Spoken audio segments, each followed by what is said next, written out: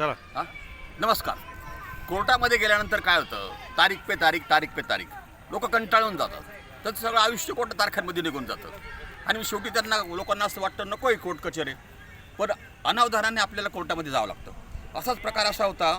केंद्रीय उत्पादन शुल्क निरीक्षक म्हणून काम करत होते 2007 साली एक व्यक्ती. तर तिथे ती काम करत असताना तिला 300 रुपयाची लाच घेताना पकडलं होतं. 300 रुपयाची लाच घेताना पकडला, त्याचा खटला सुरू झाला. तो खटला खालच्या कोर्टात चालला. खालच्या कोर्टामध्ये तो ज्यावेळेला खटला चालला लोअर कोर्टामध्ये, त्या लोअर कोर्टाने त्याला शिक्षा सुनावली आणि त्याला दंड पण सुनावला. तर त्याने त्याच्याविरुद्ध वरच्या कोर्टात अपील केलं. हे अपील जिल्हा न्यायालयात चाललं, त्याच्यानंतर उच्च न्यायालयात चाललं. दिल्ली उच्च न्यायालयाचे न्यायाधीश NV अंजारिया आणि AS चंदूरकर याच्यासमोर हा खटला चालला. हा खटला चालला तेव्हा या व्यक्तीचं वय होतं 75 वर्ष. इतक्या वर्ष खटला चालला, 22 वर्ष खटला चालला. शेवटी न्यायालयाला असं वाटलं याचं काय आहे या खटल्यामध्ये. तर ज्यावेळेला ही केस दाखल झाली होती त्यावेळेला त्याने 31 दिवस तुरुंगवास भोगला होता.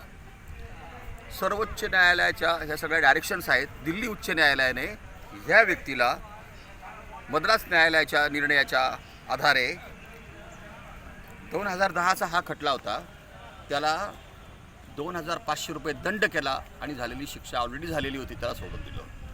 एखाद्या किरकोळ घटनेसाठी लाचलुचपत प्रतिबंधक कायद्याप्रमाणे दाखल झालेल्या या खटल्यामध्ये त्याचं आयुष्य वाया गेलं. इतके वर्ष तो लढत राहिला. शेवटी न्यायालयाला किव आली, 2,500 रुपये दंड करून त्याला सोडून दिलं.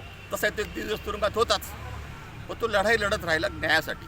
धन्यवाद. नेक्स्ट.